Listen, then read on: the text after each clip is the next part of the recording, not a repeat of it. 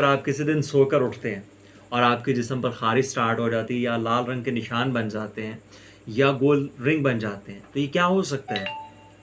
Allergy हो सकती है या कोई इन्फेक्शन हो सकता है या कुछ और। आज की इस वीडियो में हम आपको बताएंगे कि स्किन को कैसे आप अपनी को प्रोटेक्ट कर सकते हैं और किस तरह एलर्जी से आप बच सकते हैं। Hello friends, welcome to Salman Shah Bakhtawala. कैसे हैं आप? उम्मीद करता हूं कि आप सब बिल्कुल खैर आफियत से होंगे और आपकी लाइफ बहुत बेहतरीन चल रही होगी। आज हम बात करेंगे स्किन की एलर्जी के बारे में और ख़ारिश के बारे में। और आपको पता है कि हमारी बॉडी का सबसे बड़ा ऑर्गन जो है वो हमारी जिल्द है। हमारी बॉडी जब भी किसी पॉइज़न को या किसी टॉक्सिन को अपने अंदर से निकालती है या निकालने की कोशिश कर रही होती है, तो वो सबसे पहले हमारी स्किन पे ज़ाहिर होता है, जिसको हम एलर्जी या ख़ारिश कहते हैं। और दूसरा ये कि अक्सर लोगों के पेट में कीड़े होते हैं, जिसकी वजह से उनकी स्किन पर एलर्जी स्टार्ट हो जाती है। और जो लोग चावल का इस्तेमाल ज़्यादा करते हैं या फास्ट फूड का इस्तेमाल ज़्यादा करते हैं, उन लोगों को भी जिस्म में खुश्की पैदा हो जाती है, कॉन्स्टिपेशन हो जाती है और वहाँ से एलर्जी स्टार्ट हो जाती है। और जो आजकल का मौसम है, आपको पता है कि बरसात का मौसम चल रहा है, मौसम में नमी है, साथ हब्स है, इस वजह से भी हमारे जिस्म पे ख़ारिश स्टार्ट हो जाती है। क्योंकि इस मौसम में अक्सर ऐसे होता है कि दाने निकल आते हैं, इचिंग हो जाती है, रैशेस वगैरह स्टार्ट हो जाते हैं। और मोस्टली ये ख़ारिश या एलर्जी हमारे जिस्म के किस हिस्से पे होती है?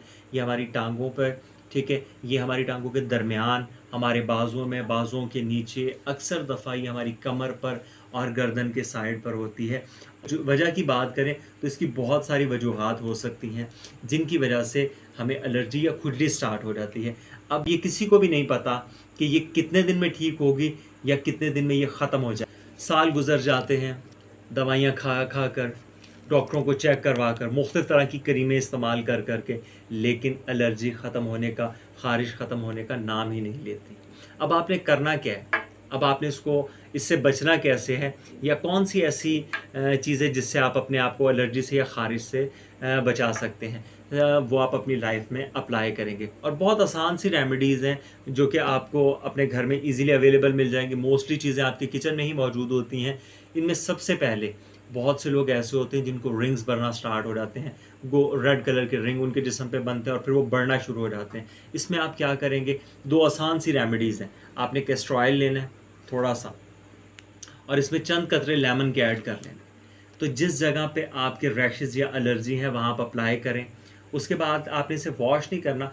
फॉर एग्ज़ाम्पल कि अगर आपने शाम को लगाया तो सुबह उठ के अगेन आप इसे रिपीट करेंगे, तो आप देखेंगे कि कुछ दिनों में आपकी जो एलर्जी है या जो आपके रिंग वॉर्म्स बने हुए हैं वो ख़त्म हो जाएंगे।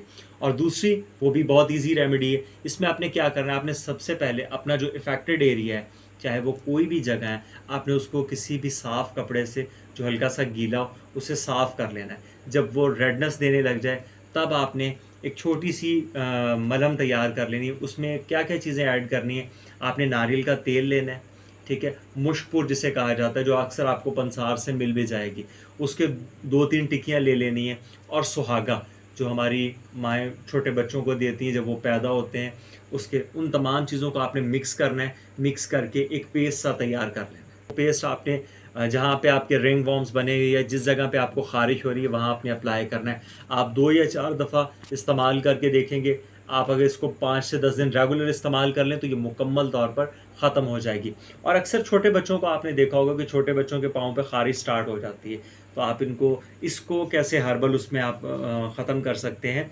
आपने चंदन का पाउडर ले लेना है, ठीक है, और इसके अंदर आपने अर्के गुलाब मिक्स कर लेना है। इन दोनों चीज़ों को मिक्स करके छोटे बच्चों के पाँव पे अप्लाई कर दें उस पेस्ट को, और कुछ देर के लिए उसे खुश्क होने दें। जैसे वो खुश्क हो जाए तो आप उसको सादा पानी से वॉश कर दें। आप देखेंगे कि कुछ ही दिनों में बच्चों के पाँव की एलर्जी बिल्कुल ख़त्म हो जाएगी। अब बात करते हैं कि इसको आप अंदर से कैसे ख़त्म कर सकते हैं। अक्सर लोग कहते हैं जी आपका खून इफेक्टेड हो गया या ऐसी कोई वजह होगी। ऐसी कोई भी वजह नहीं होती। ये सिर्फ़ और सिर्फ हमने करना क्या होता है कि हमने थोड़ा सा अपना लाइफस्टाइल चेंज करना होता है। हमने कुछ चीज़ों से परहेज़ करना होता है जो हमारे लिए नुकसानदेह होती हैं। सबसे पहले तो आपने डेयरी जो प्रोडक्ट हैं उनको बंद करना है, खट्टी चीज़ों का इस्तेमाल बंद करना है, और खाना हमेशा कोशिश करें कि चबा चबा के खाएं और ठहर ठहर के खाएं। खाने के दरमियान आप पानी का इस्तेमाल ज़्यादा ना करें, ना ही खाने के बाद करें, ठीक है। आप देखेंगे कि कुछ ही दिन में आपका ये रूटीन सेट हो जाएगा और आप बेहतरी की तरफ आने लग जाएंगे। दूसरा आपने क्या करना है, आपके घर में अगर कोई तांबे का ग्लास है या तांबे का कोई बाउल है, तो आपने रात को उसको पानी से भर के रख देना है। सुबह जब आप उठेंगे तो आपने उठते सबसे पहले वो पानी पीना है। वो पानी आपकी बॉडी में जाके क्या करेगा, पूरी बॉडी को डिटॉक्सिफाई कर देगा। आपकी बॉडी के अंदर जितना भी जहरीला मवाद है उसको या तो आपके यूरिन के रास्ते निकाल देगा या आपके स्टूल के ज़रिए उसे पास कर देगा। ये भी बहुत बेहतरीन है। और तीसरी अहम चीज़, जब आपकी बॉडी अंदर से डिटॉक्सिफाई होगी तभी आप बाहर की तमाम बीमारियों से बच सकेंगे। त्रिफला जिसे कहा जाता है, लेकिन त्रिफले का इस्तेमाल आप करेंगे कैसे? आपने इसको 1 चम्मच भिगो देना है, भिगो के इसको पकाना है। जब ये हाफ़ रह जाए देन फिर आपने इसको पीना है। आप इसके कुछ दिन के इस्तेमाल के बाद आप देखेंगे कि बॉडी अंदर से बिल्कुल साफ़ हो जाएगी और आपको जो स्किन की एलर्जी है वो भी आपकी ख़त्म हो जाएगी। फिर दूसरी चीज़ आ जाती है, जो हम लोग मुख्तलिफ़ तरह के फेस वॉश या बॉडी वॉश या साबुन इस्तेमाल करते हैं, ये हमेशा से ही हमारे लिए एक सवालिया निशान होते हैं। ये वक्ती तो आपको बहुत फ़ायदा देते हैं, आपकी स्किन को ग्लोइंग कर देते हैं, आपके जो ब्लैक हेड्स हैं उन्हें ख़त्म कर देते हैं, लेकिन with the passage of time ये आपके लिए फ़ायदा मंद नहीं होती, ये आपके लिए नुकसानदेह होते हैं। इसलिए कोशिश करें कि कोई भी बिल्कुल सादा सा सोप जो है, फॉर एग्ज़ाम्पल आप डिटोल ही ले लें, आप उसे इस्तेमाल करें और उसे रेगुलर यूज़ करें। ये भी आपकी स्किन को साफ़ करने में और जरासीमों से बचाने के लिए बेहतरीन रहेगा। तो दोस्तों, ये थी हमारी एक छोटी सी वीडियो।